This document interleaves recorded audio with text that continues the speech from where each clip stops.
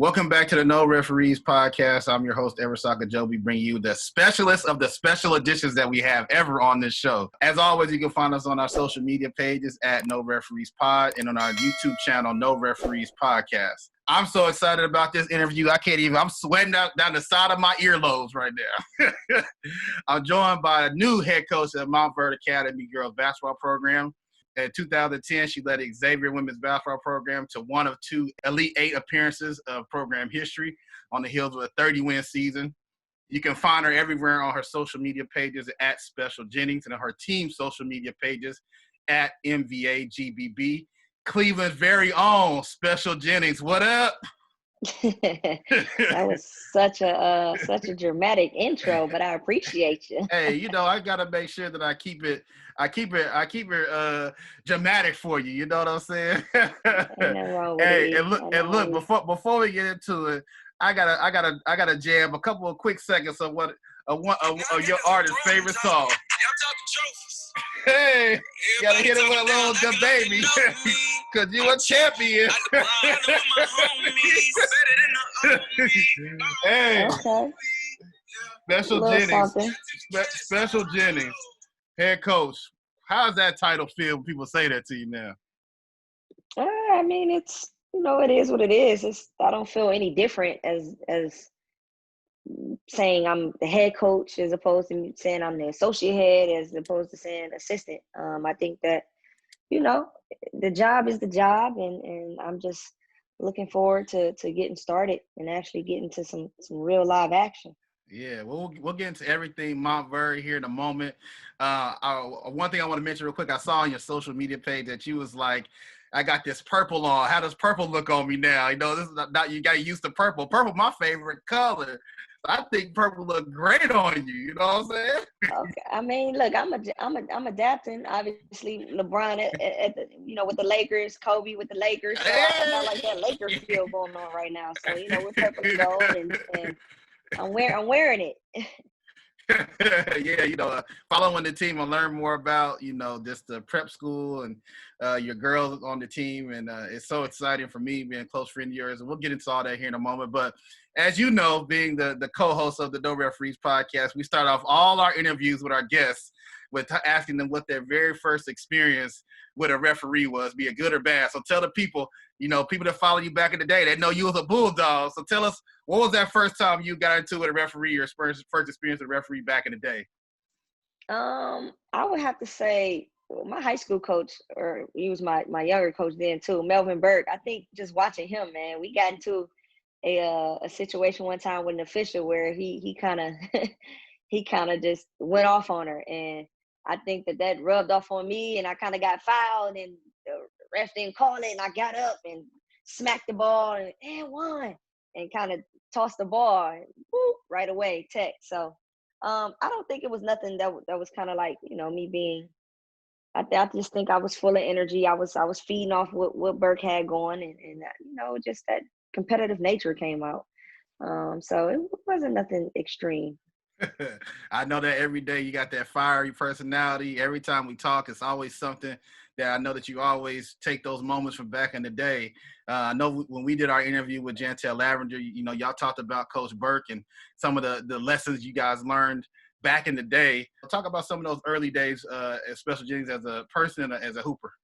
I think the earlier days for me, my upbringing was a little difficult, and so it was different. I used basketball as an outlet. Burke and Burke wasn't even the first person to discover me. Brett Moore was, and so Brett introduced me to Burke, and then from there, Burke came to my grandmother's house, started. He kind of saw me at the rec, tried to talk to me, and I was kind of like, nah, I don't talk to strangers, and my house. So my grandmother's house was right across the street from Wood Hill Park.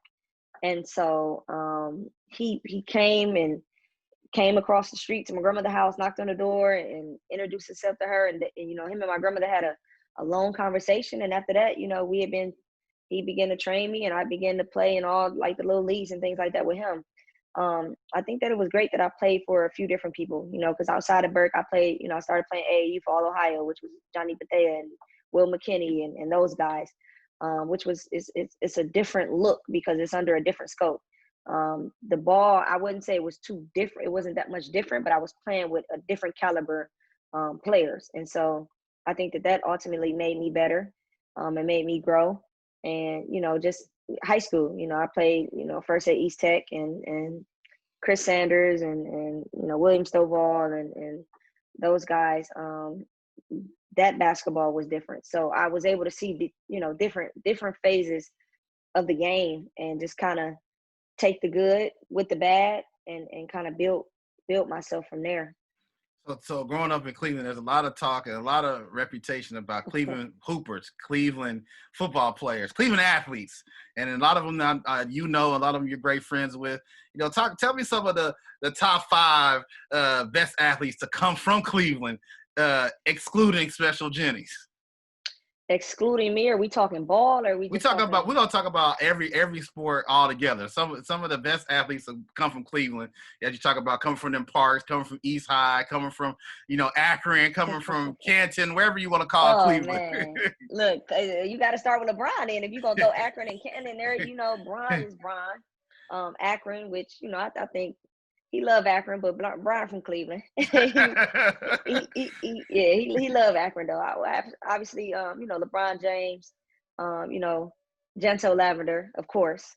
People say what you want, but absolutely. Barbara Turner, you got to give it to her. Wanda Ford, who came before all of us. I think that Earl Boykins, obviously, Cleveland native.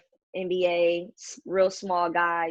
I think everybody was trying to mimic that. Then you had guys like Chet Mason, who's really good, played in the NBA as well.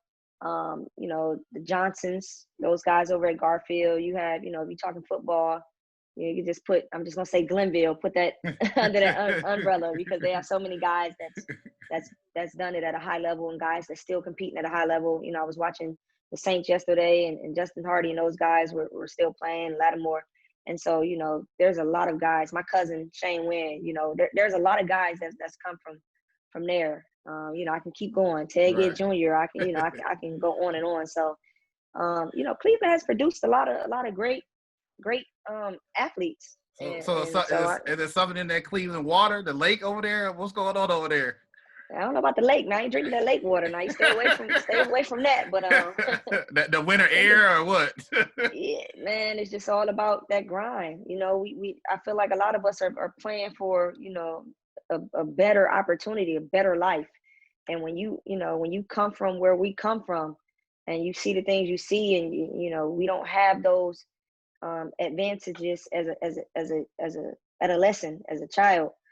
We use that sport as our vehicle to get out that environment and just to do better. Myself, I knew that I had to get a scholarship, and I could have got an academic scholarship, but I knew I had to get some sort of scholarship, because no one in my family could pay for me to go to college. And so myself, a lot of people are just like that, and they use that to fuel them, and that fuel turns into that dog mentality. That dog mentality turns into I'm gonna outwork everybody, and that turns into now you putting yourself in position to excel and go beyond. And so I just think that's just the mentality that we have. Let's stay right there. You mentioned a second ago that you had to get a scholarship. You've worked with athletes that you've recruited athletes, and now you're working with athletes that are going through the recruitment process. Talk about your own personal recruitment process and what you learned, and give me a story or two from your time and how you ended up at Xavier and when a lot of other big schools came calling. I just think that the process is the process. You kind of gotta, you have to kind of go with the pace and go with the flow and figure out what you want. What type of environment you want to be in, how do you thrive, how do you learn, all of those things, because you can go somewhere because everyone else wants you to go there and you can hate it and it'd be the worst experience, of your life. Or you can go somewhere that really suits you and who you are as an individual and the goals and aspirations that you have and really excel and thrive there. And I think that the process was that for me. Along with me knowing that, Amber Harris is already at Xavier, Tashia Phillips is going to Xavier, to me, you need a triangle to be great. Obviously, everyone else is a big key part of the puzzle. But, when you got that core, that foundation, there's going to be some success there. And so, that's one of the reasons I chose Xavier, along with, academically, very strong academically. I know that, when somebody see you have a degree from Xavier, then, the job is yours. And I'm not knocking any other school. I'm just saying that, Xavier is a phenomenal academic school.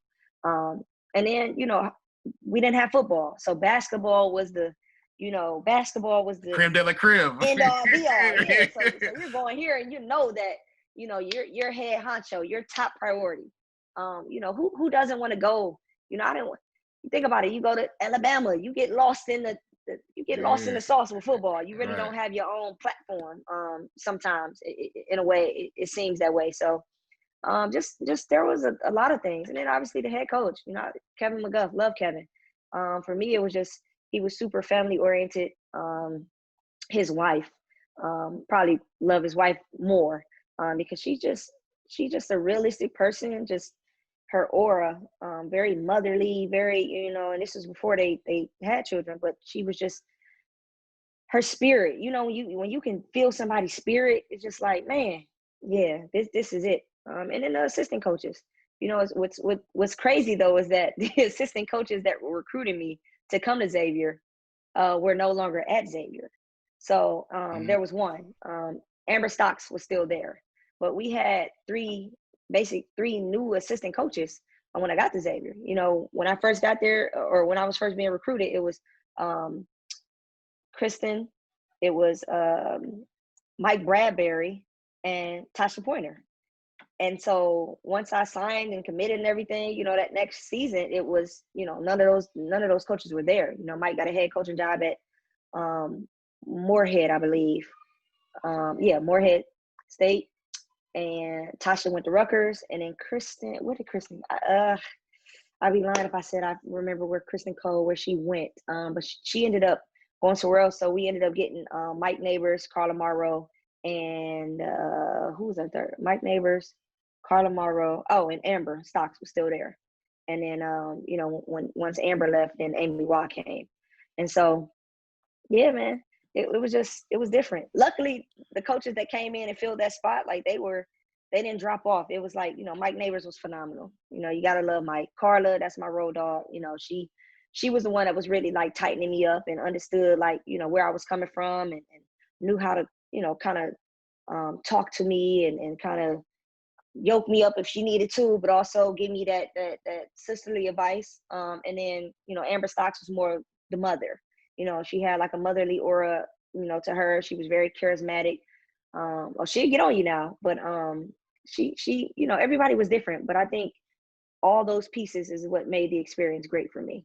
Right. So let's sit right there going to Xavier. Now, everybody knows who knows you. And if you don't know, y'all better Google her because she will tell you to Google her and YouTube her real quick. Special Jennings was a dog with a DAWG when she was at Xavier. But initially when she arrived on campus in Cincinnati, you didn't start right away. So right. Coming in so highly recruited, so highly touted, Ohio's own, it was such a big deal for you to come to Xavier, staying in-state. What was those dealings like when you didn't get a chance to start right away? And what did you learn from those experiences your first year? So, like I try to explain to people, me not starting had nothing to do with me not, being the best point guard.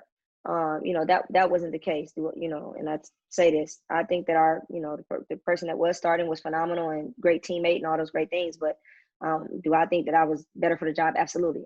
It had nothing to do with skill. And so, when I came in, like I said, I explained what it's like to grow up in Cleveland. So I had this mentality that, I got it, and if I ain't got it, I'm gonna go get it. And I know it. And I know it all. And everybody's against me. So I got to, I kind of got to bark at everybody. And that wasn't the case. I had to learn that listening, first and foremost, got to be smart enough to know that we don't know enough. And so listening and being coachable, those were two key components for me. And until I got it, Kevin stayed the course. He was not going to start me until I understood, why we were where we were. And so once I learned the lesson, at first, obviously as a 18-year-old kid, I'm I'm pissed. I'm pissed off. Like, you ain't started me. I'm, those type of things without understanding the message behind everything. And once I got that, it was no looking back. When you understood those messages and those lessons, how did you, as you got older down the career, your junior, senior years, and more of a seasoned veteran, how did you relate that to the younger kids coming in, to let them know, hey, don't take it personal. You got to listen, understand, etc. I think it was different because we had, so I think our class was a little, and for the transfers that came in as well, we had some great transfers that come in, that were, leaders as well. I think that when I first got there, I didn't feel like, no one had latched on to me to properly say, hey, this is how we do it. This is what we're doing. This is how you need to do it. Blase, blase.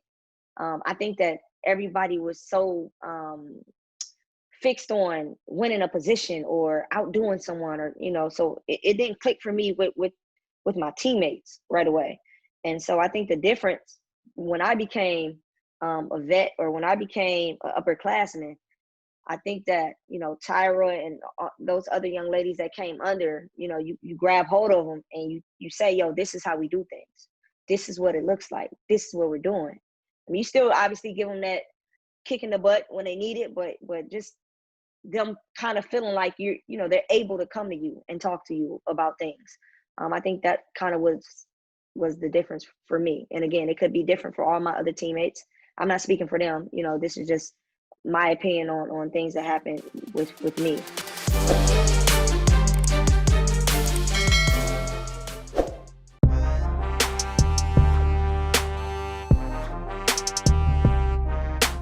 Let me take a time out to tell you about my friends over at Soul Lounge, Houston's premier boutique for the latest fashions. Chinatown Market? Check. BBC? You know they got all that. You know Adidas? Man, they got all of that stuff too. The swag, the footwear, Yeezys, man, they got everything. No Referees Podcast and Soul Lounge has partnered up to bring you a special offer for listening to this episode. Go online to soulloungehtx.com and enter promo code No Rules to get 20% off your entire purchase. That's No Rules, all one word, all caps.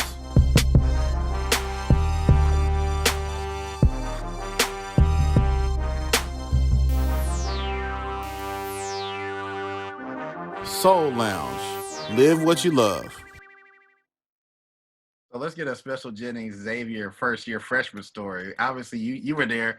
We interviewed Jantel Lavender. She gave us a story about how they didn't want to give her the sandwiches her first year. They didn't want to give her no food, or they told her she had to wait till 6 o'clock in the morning where she really didn't have to show up. Give me a story from Special Jennings first year that just blows your mind still to this day.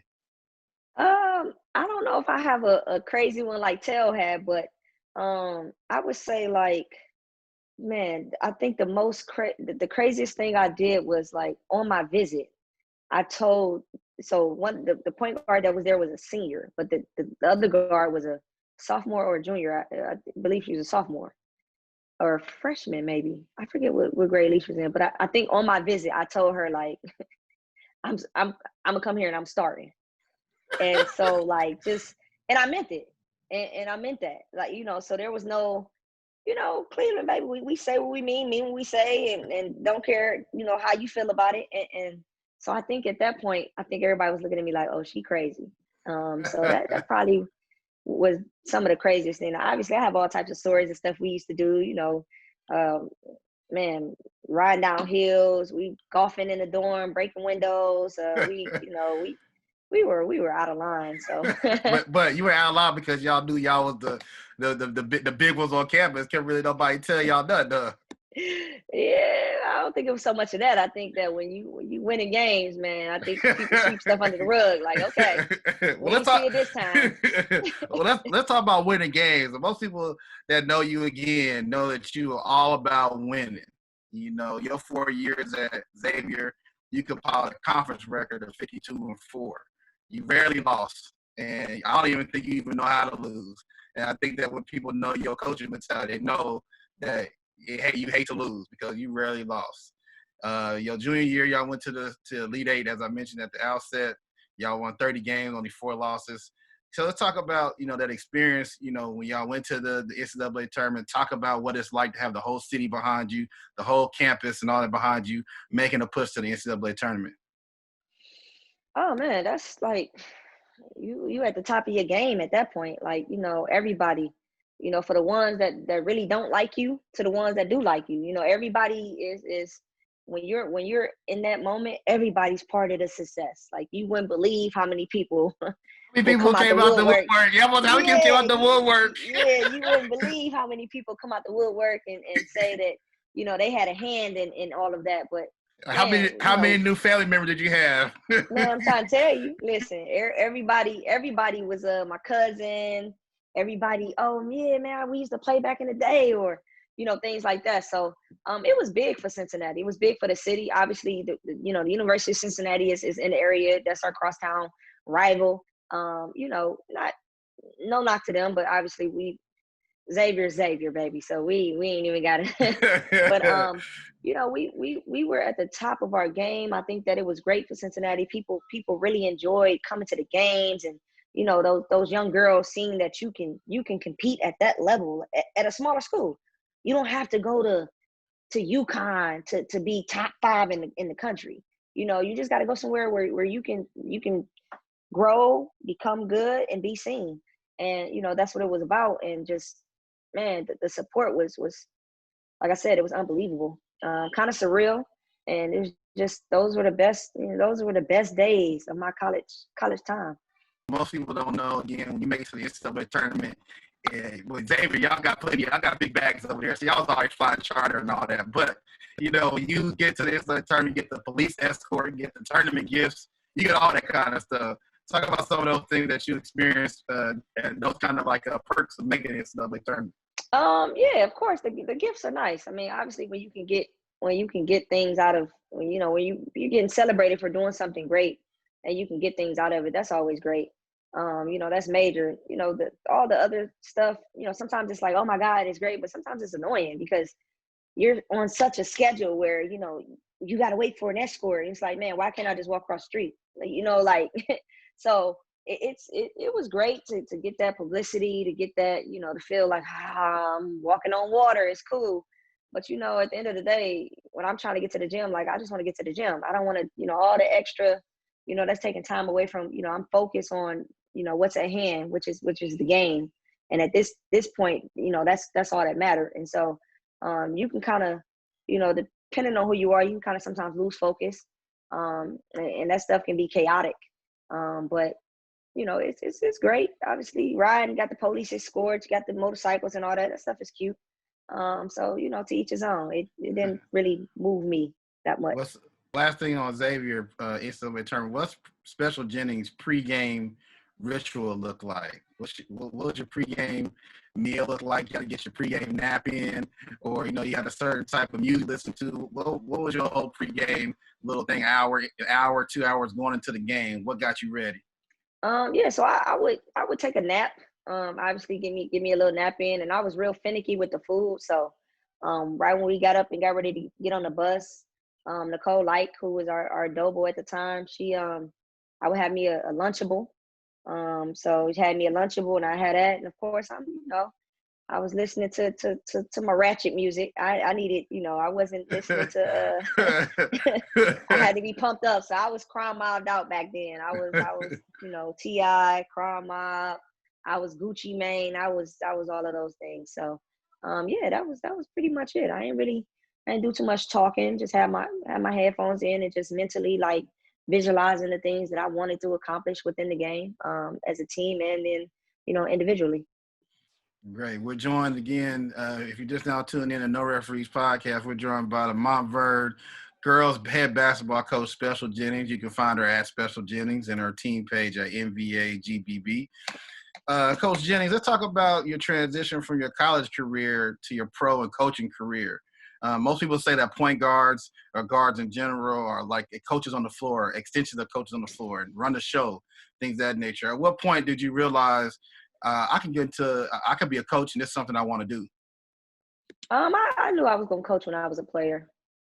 I just had that niche that, I've always admired my coaches that I had growing up. You know, from like I said, when you growing up, you know, and it's kind of tough and things like that, like, you know, your coaches are like they're like your extended parent.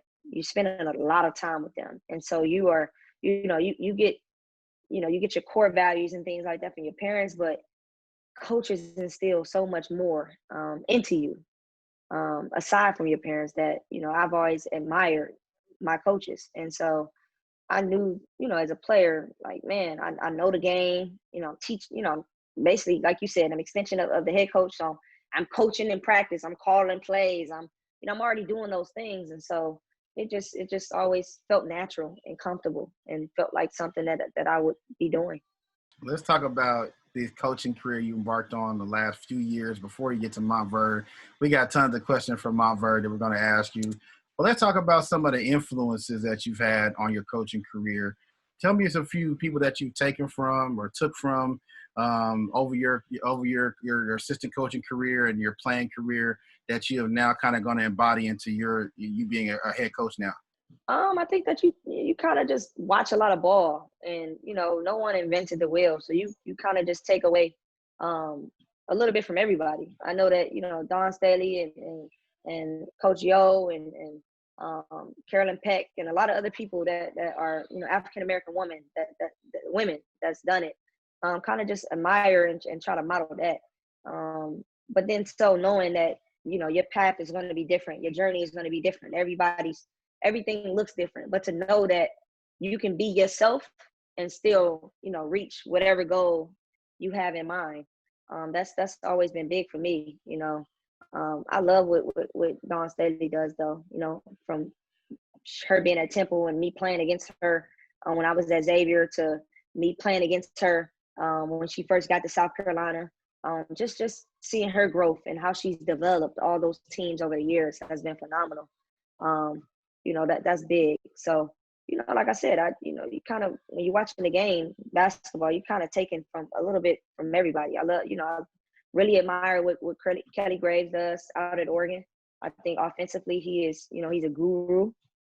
Um, so, you know, he's taken, you just love, I follow that because, you know, he coached me. So being accustomed to seeing him grow as a coach and his different systems that he's ran at different places, it is different than Washington. So, and Ohio State is different than Xavier because, you know, the caliber of players are different. So just watching his growth, what Mike Neighbors has done. He is a numbers guy. He is you know, he can tell you what percentage you shot from your first year to whether you played 10 years or 2 years. You know, he's a numbers guy. He's very analytical.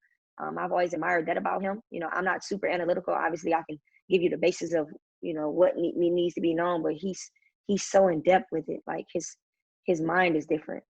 So just, you know, I admire a lot of people and what they're doing. And, you know, like I said, you kind of just take from different people. As you know, Coach Jennings, that a lot of coaches listen to our podcast, a lot of up and coming coaches listen to our show. You know, kind of give them the background and the information on the interview process. You know, a lot of assistant coaches aspire to be head coaches. You know, take us through the journey of, you know, when that phone rang from Montverde till today. You know, what was that whole process like for you, and what kind of advice you give to assistant coaches trying to move up? I think that you have to know yourself and what you're looking for and what your goals are and what it is that you want to accomplish. It's hard, you know, you can't just jump into situations because every situation don't suit you. Everything is not for you. And so that's the first thing, and knowing who you are, as a person, and then who you want to be as a coach. I think you have to know that, because when you go into these interviews, you know, they're going to ask you, you know, who are you? Who is Special Jennings? You know, not Coach Special Jennings. Who is Special Jennings? You know, they want to get to know that component. And then, you know, who is Special Jennings as a coach? What can you bring to the table? You know, why do you think that you are the fit for the job? Why should we pick you? You know, those things. So, you know, I think you just got to know. You have to know going in what you're applying for and what you're signing up for, and be clear on what you're looking for, and you know, hopefully, you know, whoever's interviewing you are clear on what they're looking for. And if it makes sense, then it makes sense. Okay, that's a great answer. I appreciate that. I know talking to you, being a close friend of yours, confidant, I talk to you all the time when you were going through the interview process.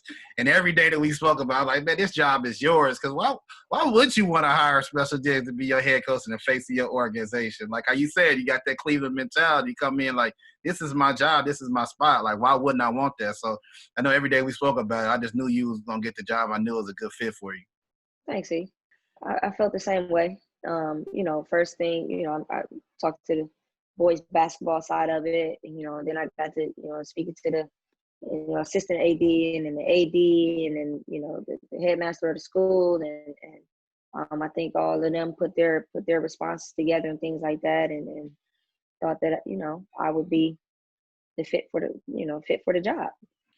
So we at Montverde, Montverde Academy now. Your first 30 Yep. days on the job.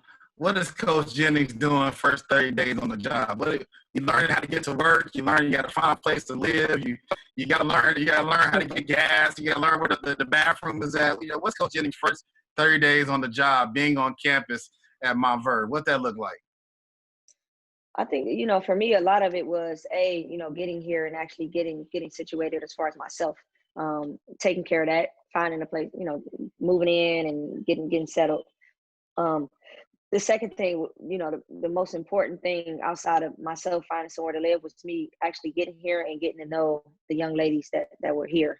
I thought that was the biggest thing because, I'm a new coach.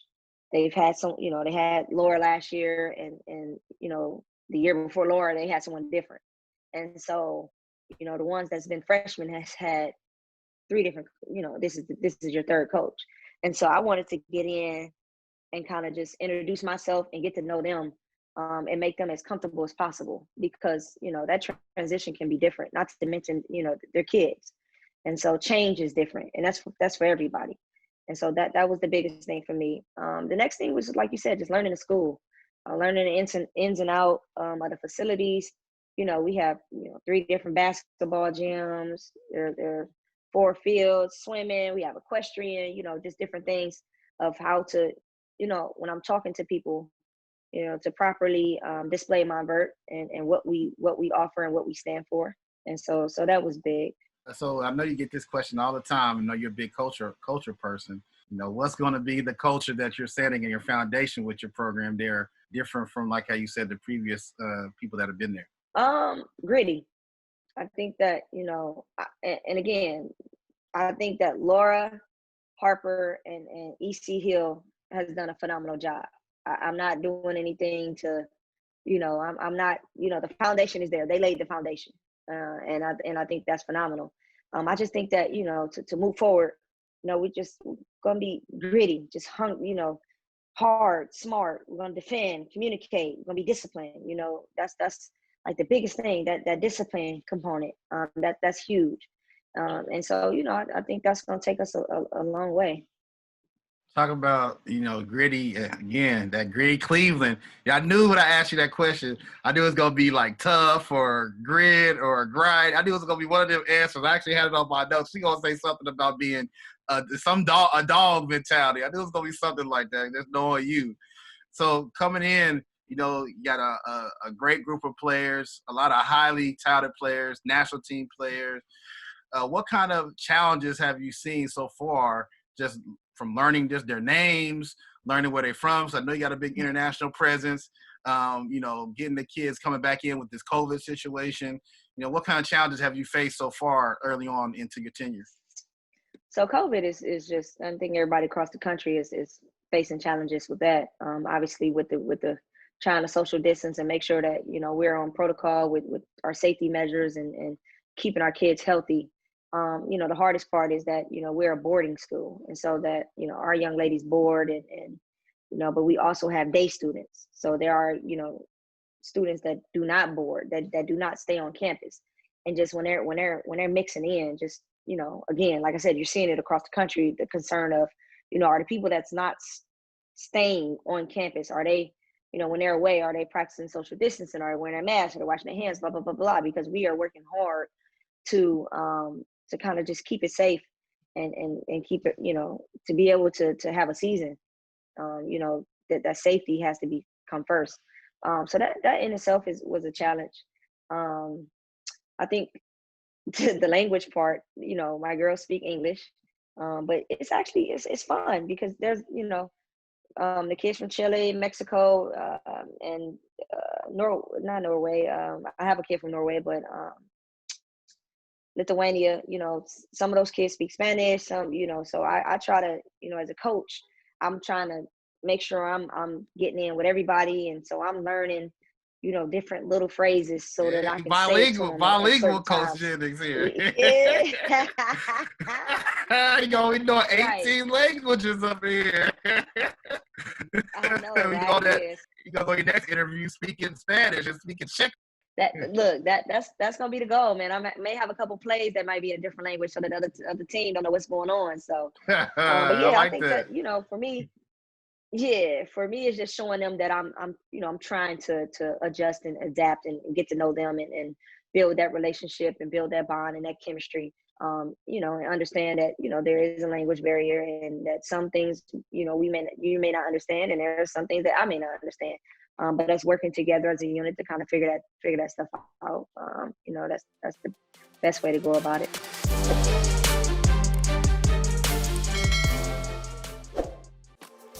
The Simple Pour is a beverage concierge service specializing in creating flavorful crafted punches for all of your events and needs. From their house favorites to the custom creations, they have a beverage that's going to satisfy every taste bud you have. Certified mixologist Kevin Barber literally pours his heart into each beverage. You have the individual 12-ounce bottles, or if you want to step it up to the big boy gallon. Some of the heavy hitters on the menu include To Kill Your Blues with that fresh citrus, fan favorite Green Goblin, and my favorite Henny Punch. No Referees Podcast and the Simple Pour have mixed up a new drink for you. Enjoy. 15% off your entire purchase by logging on to the website, thesimplepourhtx.com. Enter promo code NoReferees15 at the time of checkout. The Simple Pour. Simple name, extraordinary taste. So you mentioned plays and running plays. So talk about your style of play. This is your first official head coaching job. I feel like you've been a head coach all these years, all the time that I've known you. So talk about what kind of style of play you're going to have, coming into your first year. Is your team going to play fast, possession game, system game, change your philosophy that you think based upon your personnel? Kind of give us a little insight of what kind of special Jennings type of team you expect to see on the floor. So obviously, teaching them how to play as opposed to teaching them plays. I think that we're gonna, we're gonna run when we can, run a set when we have to. I believe that we're talented enough to where, if certain kids get the ball on the open floor, I'm not screaming your name to stop to set up a play when I know that you can go get a basket. I think that we have pretty good post players to where, rim run, early post feeds, different things. So we definitely looking to play fast, more possessions, get the ball up and down the floor. But obviously we're going to have our sets to where, we're feeding the post, we're getting shooters open, we're coming off, we're ball screening, different things. So, but yeah, I'm more so, interested in teaching them how to play rather than teaching them plays. I think that's also great too. Somebody of your experience, you play at the highest level, you coach at the highest level, you played overseas, and when you've seen what kids that come into the college setting that are not developed, they don't know how to play basketball. They're just basketball players, and that's a big difference. So you have a unique situation because you know so much where you can, like you say, you can teach them how to play versus teaching them plays. So when they get the opportunity to go to the next level, they're already ready, college ready. Yeah, so and that's kind of our hashtag right there is college ready. The goal is to make sure that, the reason I thought that I would be great for this situation is because that curve is so drastic right now. When I was as a former college coach, we were getting kids that didn't know, what a reverse pivot was, or is struggling at passing, or struggling at, cross step, or, different things that are like, wow, you didn't get that before you got here. And so that's huge, teaching how to play. You get coaches now that stand on the sideline and they're screaming everything out to these kids, and these kids have no idea of what to do, when to do, and why to do it. And so that's going to be my thing, is teaching a lot of read and react situational stuff. It's, you got to learn how to, I can tell you what to do and all those things, but if you don't understand the timing of it, and, through my eyes, it may look different, I may have saw something different than how you saw it. And so you have to learn, you got to learn those things. And so that's more so what I don't want to send them to college and man, you came from where? And you don't know how to do what? Because that's how I was as a college coach. Right. It's like, you number who in the country? You came from what? Okay. So now I'm looking at these coaches sideways. Like, what are you teaching? Mm-hmm. So, for us, any college coach that's recruiting, my kids or kids that's coming from my birth, that, they're going to want my kids because they know that their curve is small. They're already going to know the fundamentals. They're going to know how to, be in the gap. They're going to know how to deny. They're going to know how to be in help side. They know what the midline is. They're going to know what a pin down is. They're going to know what a flare, what a fade, they're going to know that stuff. And so they're going to come to you just, college coaches is to tighten them up, teach them a little bit more and take them to that next level. But as far as the fundamental basics, they're going to get that. So as a head coach now, you haven't coached your first game yet, but you've been doing a lot of the head coaching stuff, even before you got there. Some people say the difference between being an assistant coach and a head coach is that little 6 inches between the chair. What would you say to people who say that, now you're a head coach, what is the main difference for you so far?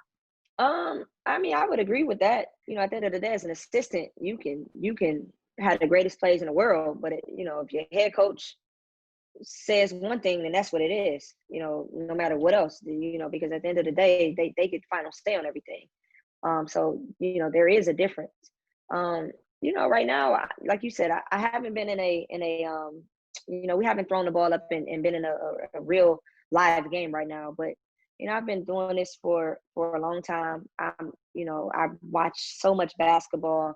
I am when it comes to developing like offense and things like that, like, I watch that stuff. I study it, and then, we're during our practices, we're going to do situational stuff.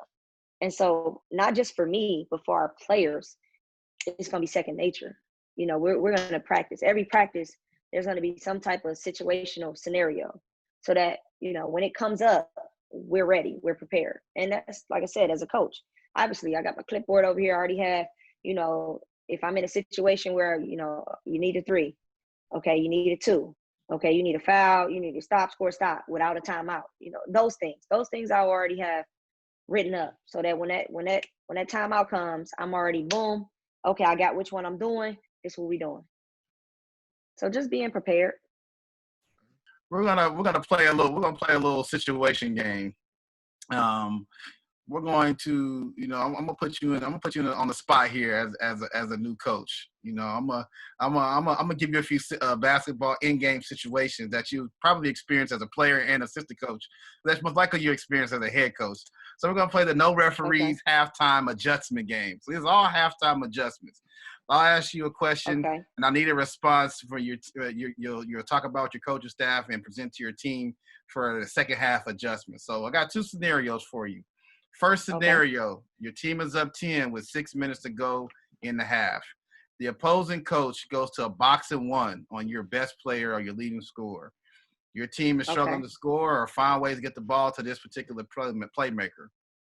The team goes on a 14-0 run and takes the lead by 4 at halftime. Of course, you feel like the opposing coach is going to keep the same defensive scheme for the second half because it's already working. So what kind of adjustments are you going to make with you and your coaching staff to come out in the second half and try to get this W? Well, I'll start off by saying we are in trouble if we only have one person that can score the ball. If someone runs a box and 1 and it bothers us that much because they've taken one person out the game, yeah, we're in trouble. But I think that for that, if they're playing a box and 1 and obviously we're still gonna. Is it a guard that they're denying, or is it one of my post players? Let's just say a guard. Let's just say a guard for right now, since you're a guard. Okay. So then, I think that we have a really good team. We got some really good size inside. We just got to find a way to get the ball inside, get paint touches, get the ball into the paint. But again, if a team is stopping one kid and we cannot, everybody else, no one else can score, that's tough. That's tough. So, Coach Jennings, you mentioned the first scenario. You've been get him with that box and one. Talk about let's go to the end of the game. A lot of different people will have a lot of different comments on what you should do in the foul game. So you're about 3. You're on defense with 30 seconds to go. Both teams are in the bonus. Do you foul or do you play straight up defense, and why? So for me, like you said, there's so many different ways to skin a cat. It's so many different scenarios. My first scenario would be, I think that we will be good enough defensively to just play straight up D and just run them off the 3-point line, give up no threes. So we would pretty much switch 1 through 5, depending upon who they have in the game. We definitely would switch. On the flip side of that, you have coaches that will foul to allow them to shoot the free throws and hoping that they miss the free throws, you get the ball, they foul you, and you go down and shoot free throws and go up more points. I've seen that scenario crush people. I've seen, people foul, they make the first free throw, purposely miss the second one, get the ball back, and then a freak shot, and then boom, you lose. As opposed to if I can control running you off the 3-point line, and, if you happen to get a 2, I'm still up 1, I get the ball, you have to foul me. And so, like I said, it's so many different ways to do it. For me, it would just be, in that game, what's going on? Do we have the momentum? It's a lot of different things that could occur. But with no fouls, I think I'm gonna play straight up. 30 seconds, we're up 3. If there is someone that's been killing us from the 3-point line, face guard. They don't touch the ball.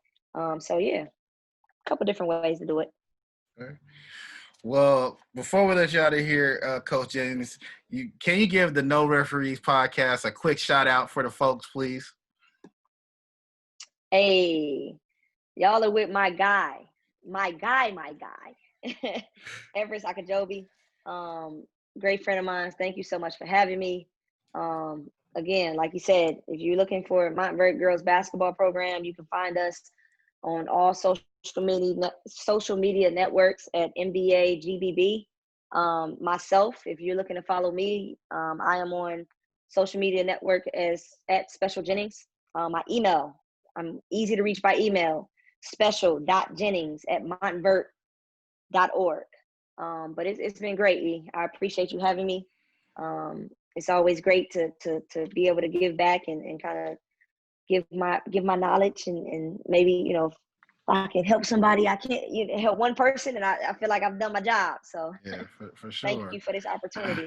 Well, I just want to say personally before I let you out, you're like a sister to me, and I love you, and I'm so happy for you. I'm gonna be at the first game, wherever it's at, or first road game. I'll fly in charter on that Xavier boy. I'm gonna get there so I can be there.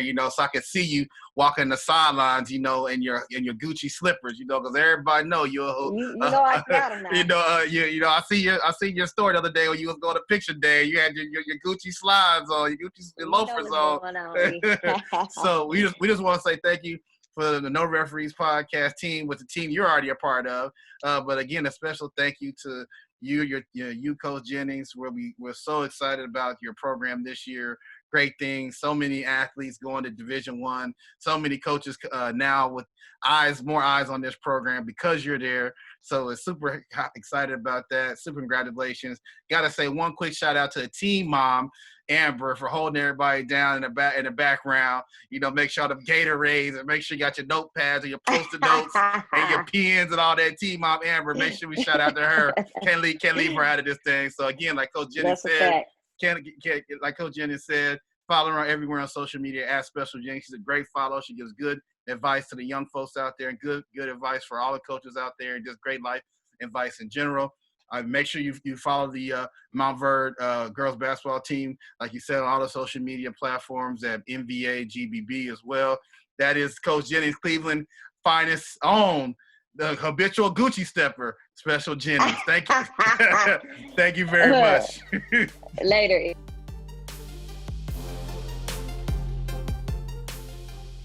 Thanks for listening to another episode of the No Referees Podcast. Don't forget to hit the subscribe button wherever you're listening to this show, and rate and review us on Apple Podcasts. And don't forget to follow us on social media at No Referees Pod. Till the next episode, we out.